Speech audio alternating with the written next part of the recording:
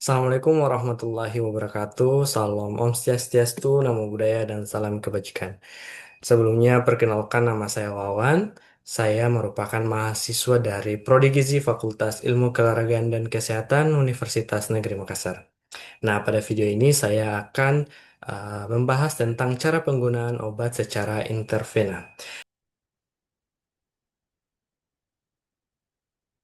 Nah, sudahkah kalian tahu apa sih penggunaan obat dengan rute intervena itu?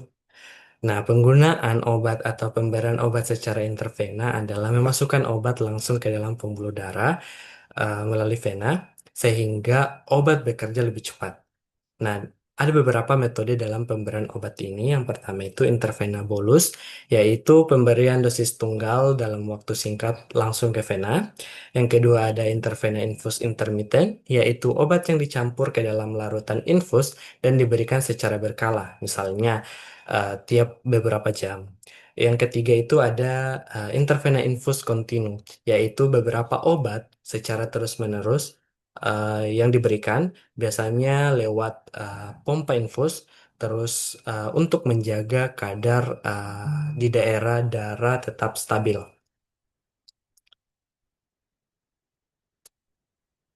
Nah, ada beberapa langkah praktis dalam pemberian obat intervena ini. Yang pertama itu ada persiapan. Kita harus mempersiapkan alat dan obat sesuai dengan instruksi dokter.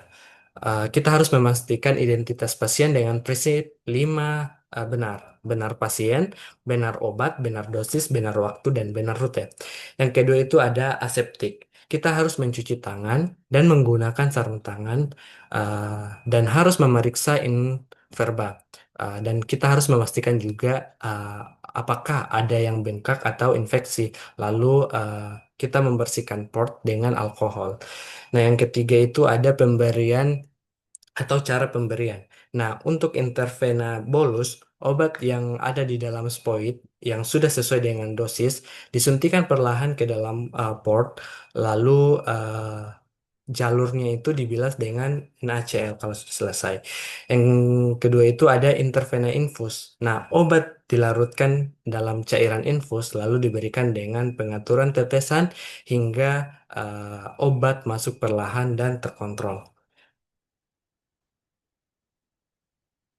Nah, yang keempat itu pemantauan. Kita harus mengamati tanda vital, reaksi alergi atau efek samping atau tanda-tanda lainnya. Jika ada, kita harus hentikan segera jika ada reaksi-reaksi yang dapat merugikan. Terus yang kelima itu ada dokumentasi. Kita harus mencatat semua tindakan-tindakan yang dilakukan oleh rekan medis dan keperawatan. Nah, selanjutnya yaitu kelebihan rute intervena. Nah, rute intervena memiliki sejumlah kelebihan yang menjadikan sangat penting, terutama pada kondisi darurat.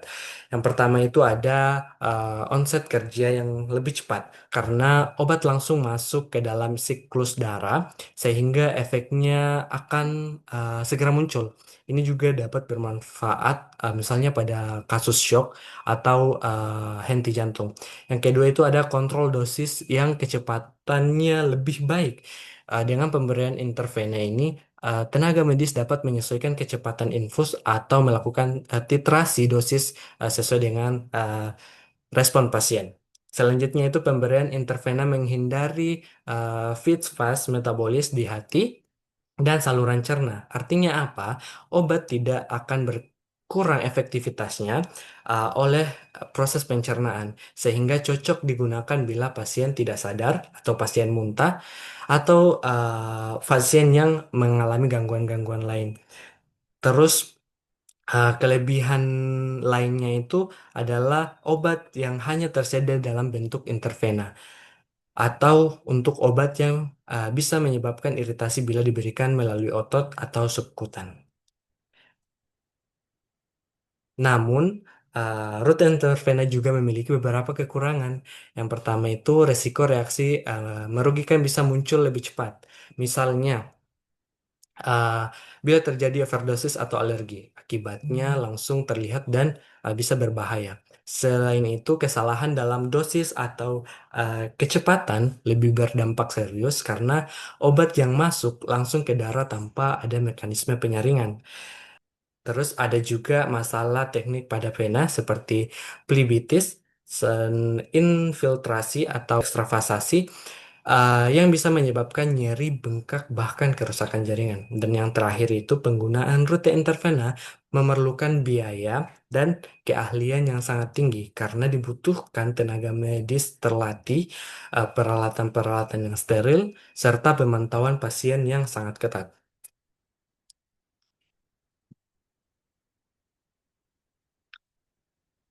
Nah, selanjutnya ini adalah contoh-contoh obat yang umum diberikan secara intervena. Yang pertama itu ada antibiotik, misalnya vancomycin. Vancomycin ini perlu diberikan perlahan karena jika terlalu cepat akan menimbulkan reaksi infus yang disebut dengan Redman syndrome dan beberapa obat-obat lainnya. Yang kedua itu ada obat vasoaktif untuk pasien dengan tekanan darah yang rendah atau shock, contohnya dopamin dan obat-obat lainnya. Obat-obat ini bekerja cepat dan harus dititrasi sesuai dengan respon pasien. Yang ketiga itu ada obat nyeri akut seperti morfin dan hidromorphone yang diberikan untuk mengatasi nyeri berat secara segera. Selanjutnya itu ada obat anti major, misalnya amphotericin dan mifepristone, yang digunakan pada infeksi jamur sistematik yang serius. Dan yang terakhir adalah obat kemoterapi seperti cisplatin dan obat-obat lainnya yang memang umumnya diberikan intravena karena sifat obatnya sangat kuat dan perlu masuk langsung ke dalam aliran darah. Nah, semua obat ini diberikan dengan teknik yang tepat, kecepatan yang sesuai, dan pemantauan yang ketat. Karena selain manfaat yang besar, resiko efek sampingnya juga cukup serius. Nah, apa sih yang penting yang harus diperhatikan dalam pemberian obat intervena? Nah, dalam pemberian obat intervena ada beberapa hal yang penting diperhatikan agar tetap aman dan efektivitas. Yang pertama itu kecepatan pemberian.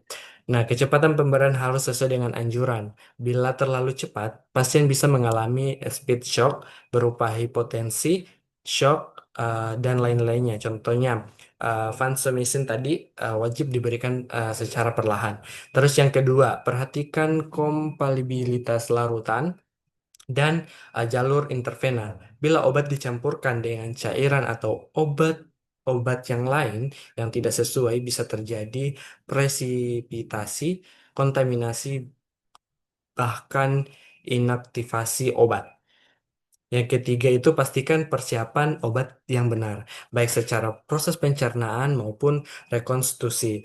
Kesalahan hitung dosis atau volume dapat berakibat fatal, baik dosis terlalu rendah maupun overdosis. Yang keempat itu pemilihan vena dan lokasi akses yang sangat juga penting karena obat yang bersifat sangat iritan sebaiknya diberikan melalui central line atau diencerkan lebih dahulu serta perlu dipantau tanda lokal seperti nyeri atau kemerahan.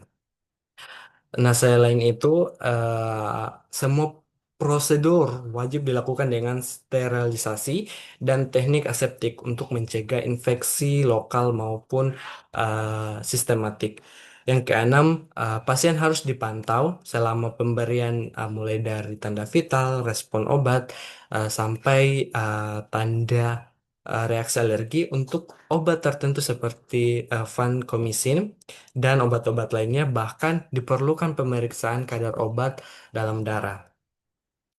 Dan yang terakhir, kita harus juga waspada terhadap efek samping potensial seperti reaksi alergi mendadak, konsitasi karena gangguan ginjal atau hati, dan eh, ekstravasasi yang bisa merusak jaringan hingga overload cairan bila volume infus terlalu besar. Nah, jadi pemberian obat intervena memang efektif, tetapi kita juga harus perlu ketelitian atau teknik aseptik dan pemantauan agar tetap aman bagi pasien. Mungkin itu saja dari saya, kurang lebihnya mohon dimaafkan. Wabillahi taufiq wal hidayah. Wassalamualaikum warahmatullahi wabarakatuh.